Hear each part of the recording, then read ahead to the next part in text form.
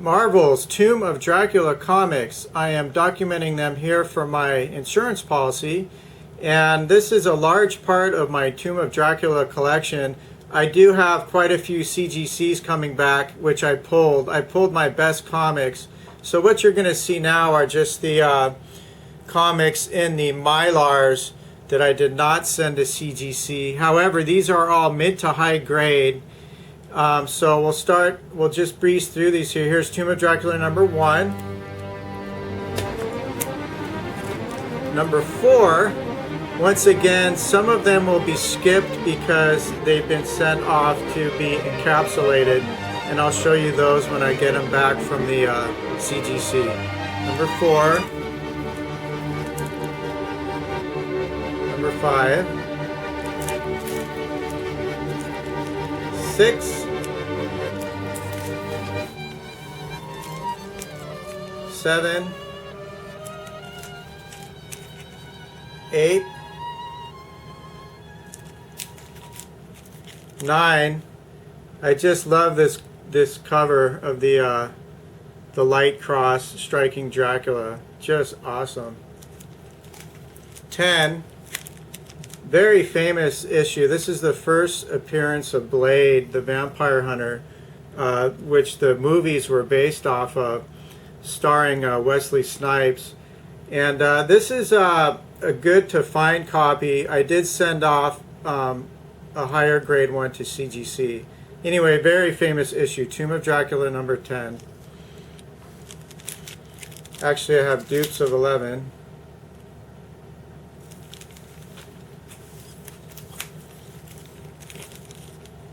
Dupes of 12. 13. Kind of evokes old EC horror, the way they did the art on this one. Anyway, 13, nice issue. 14. 15. 16. Another awesome cover. Skips to 18. This features the werewolf. I got dupes of 19. 20. 21. 22. 23, one of my favorite issues for the art. Just simply Dracula hanging over the haunted house with the lady running away. I actually got this tattooed on my calf by J.P. Alfonso, a famous Cuban artist. Really came out nice. Anyway, this is number 23. I also have this in a high grade CGC. 24.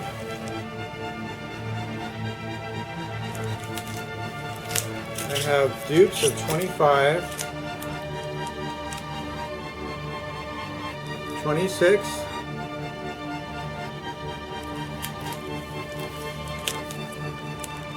27.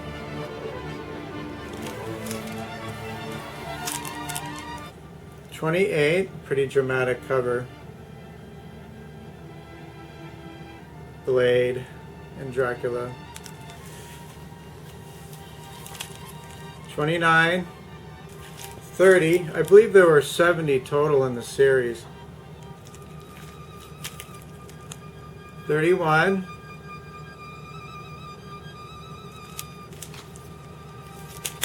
32.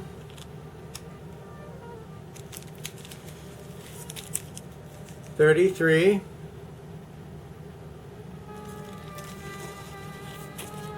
I got dupes of 34.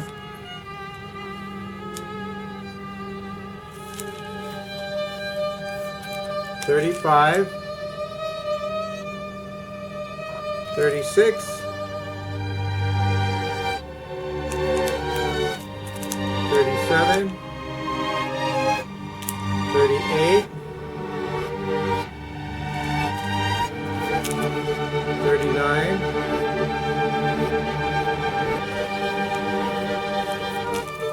40. 41. 42, 43,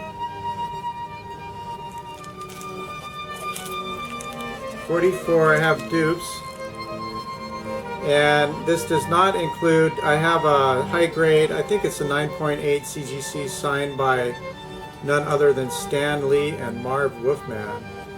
But these are my standard Mylars, high grade 44s,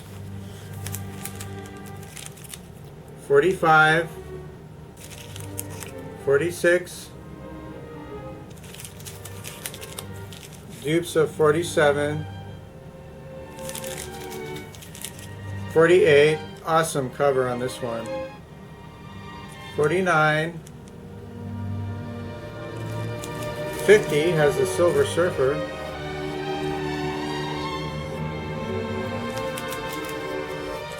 51, 52,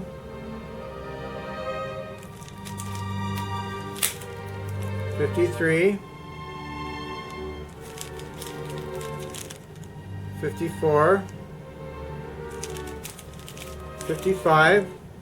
This issue was actually in one of the Blade movies, if I'm not mistaken. Very famous issue, 55. 56.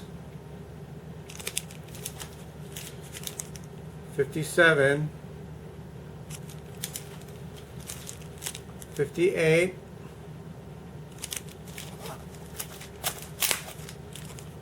59. 60, pretty amazing cover too. 61,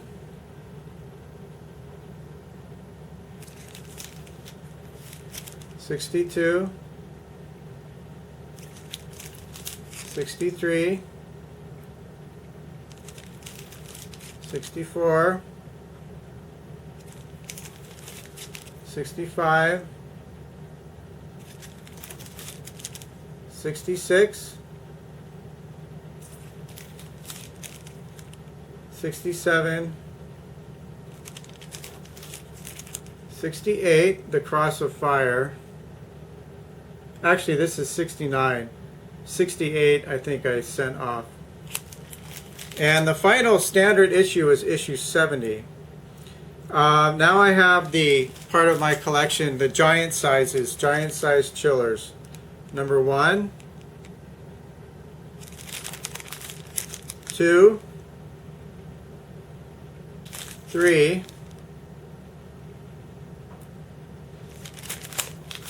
4,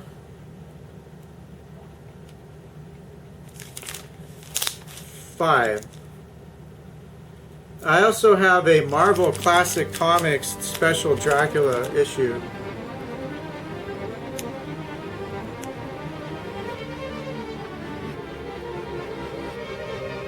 See, it just says Dracula, but that is the Tomb of Dracula. Okay, so that's a lot of my Tomb of Dracula. My best comics are coming back soon. I also have Omnibus number 1, the original, which I'll show you. Now, Tomb of Dracula is miles above most other comics as far as the quality of writing.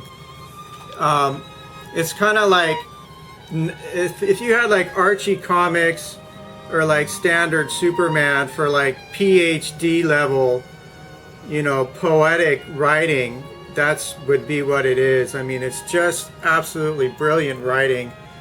The best writing is done by Marv Wolfman, who came on, I think, around issue 7 or 8. The art is really fabulous too. I know that Neil Adams did this cover. A lot of art is done by Gene Colan. Stan Lee had overseen this entire run. By far one of the best comic runs, the most enjoyable to read as well as collect. So if you want something for a little more mature audience, that's just great storylines and art and just brilliant writing, then I highly recommend the Tomb of Dracula series. So once again, this is just archiving my comics for documentation purposes.